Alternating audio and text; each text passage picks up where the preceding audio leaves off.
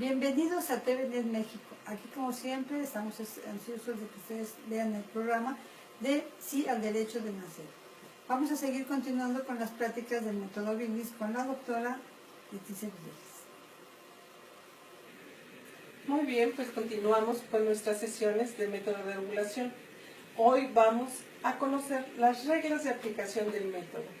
Y estas reglas tan sencillas son 4, pero al conocerlas vamos a ver su sencillez y su lógica. Estas 4 reglas es para lograr o para posponer el embarazo. 3 de ellas se aplican en la fase preovulatoria. Ahorita vamos a hacer un recordatorio del tema anterior. Es la regla de los primeros días y la otra es la regla del día cúspide. Es la que más les va a gustar, la regla del día cúspide, pero continuamos. Muy bien. Tenemos entendido desde la sesión pasada que este control de la maduración de un óvulo va a empezar desde el cerebro, desde el hipotálamo.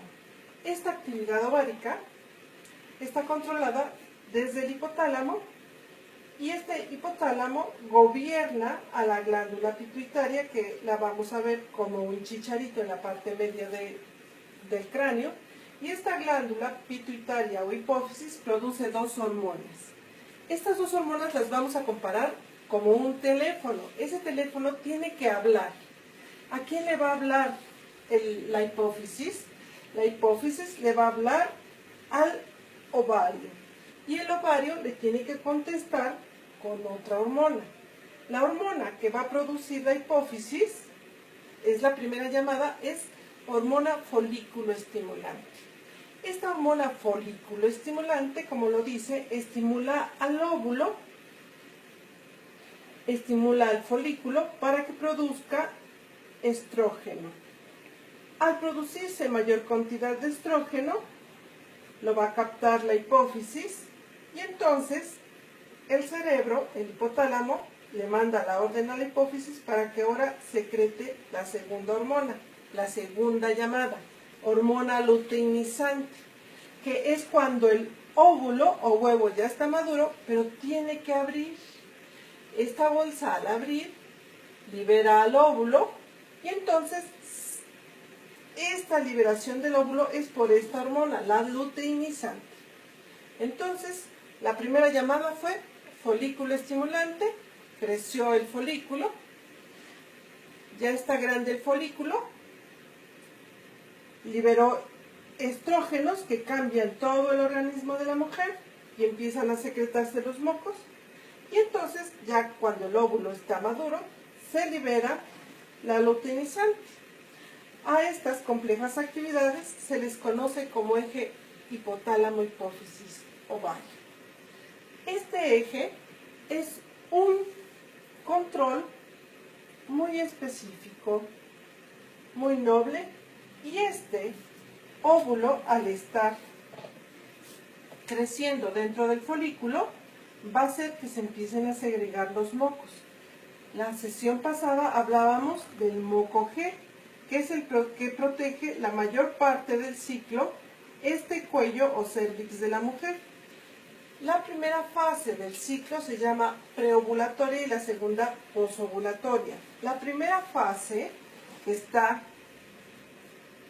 madurando aquí el folículo y dentro del óvulo, al liberarse por el hipotálamo las hormonas que estimulan a la hipófisis y esa hipófisis estimula al ovario, cuando empieza ese proceso, empieza a liberarse el moco G gracias a otros mocos.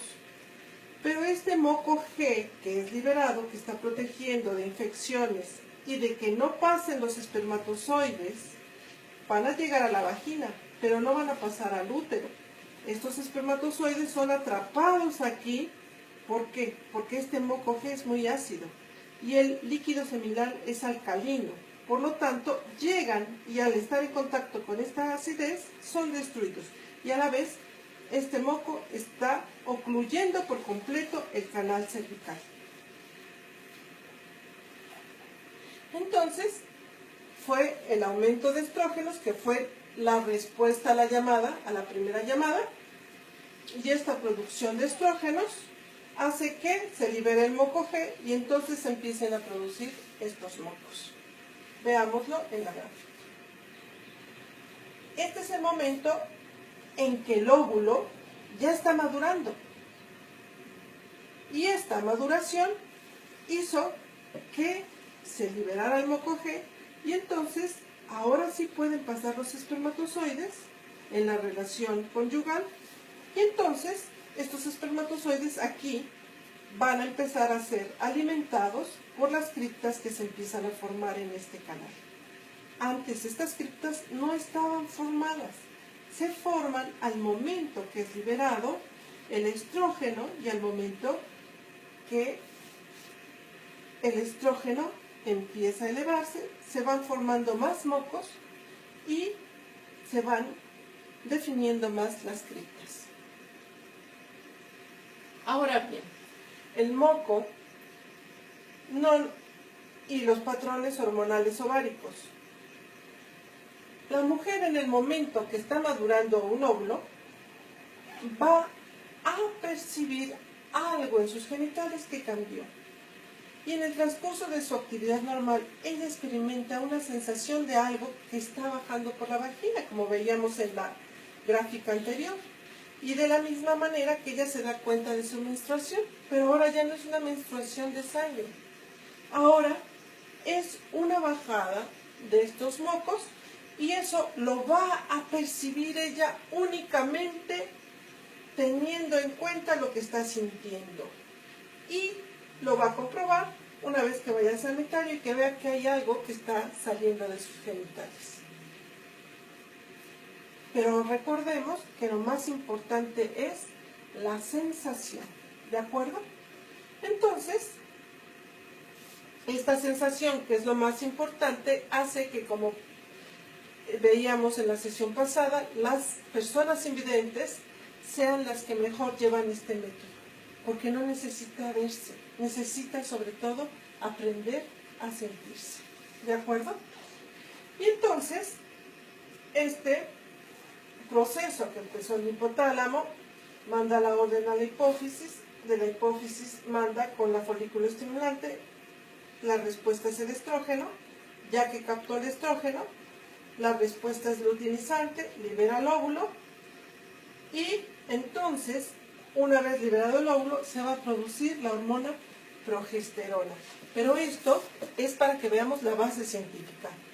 Lo único que necesitamos que aprendan cada una de las mujeres es lo que siente, porque no siempre va a sentir lo mismo en el proceso de maduración, porque como las hormonas empiezan a elevarse, ella va a sentir un cambio rápidamente progresivo.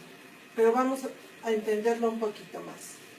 Entonces, de estas dos observaciones, la sensación y lo que vemos, lo más importante es la sensación. Pero lo más importante para el esposo es que él tiene que graficar lo que siente su esposa. Esto habla de que debe de haber un diálogo y este diálogo es una invitación a hablar de cosas más profundas en el matrimonio. Muy bien. Si nosotros vemos, la mujer empieza a sentirse en su ciclo con algo que está bajando, que es sangre, ¿verdad? Cuando ella empieza el ciclo, que es la menstruación. Esto lo vamos a graficar con puntos rellenos. El sangrado siempre va a ser puntos o círculos rellenos de el color que tengamos, el lápiz que tengamos, la pluma que tengamos. Cuando va disminuyendo la menstruación, ella puede percibir si se siente seca, mojada o lubricada. Pero, como ya es poco el sangrado, se grafica con puntitos rellenos, porque es lo último de la menstruación. Pero como decimos, lo importante es lo que siente. Desde aquí ya tiene que empezar a percibir si ella se siente seca, mojada o lubricada. ¿De acuerdo?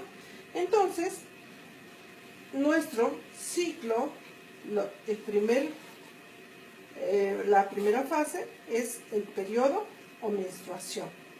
Seguimos con días en los cuales ella se va a sentir seca, por lo tanto lo va a graficar con una línea vertical.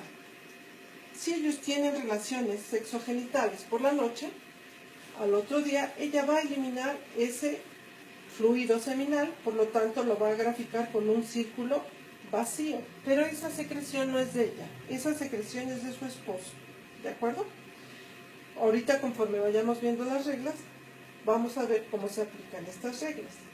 Seca, al otro día líquido seminal, seca, al otro día ella empieza a ver que sí, tiene el líquido seminal de su esposo, pero cuando ella ya nota un cambio de no más seca, cuando ya pasó el día en que tuvieron relaciones, más bien la noche que tuvieron relaciones y al otro día amanece con líquido seminal, ella, al estar aprendiendo el método, inmediatamente ve que se siente pegajosa y ve un fluido. Al siguiente día no se siente pegajosa, se siente mojada, ya cambió. Primero pegajosa, después mojada y después aquí vemos que ella se siente mojada, pero empieza a ver un moco con hilos, lo cual nos dice que esto ya empezó con un patrón cambiante.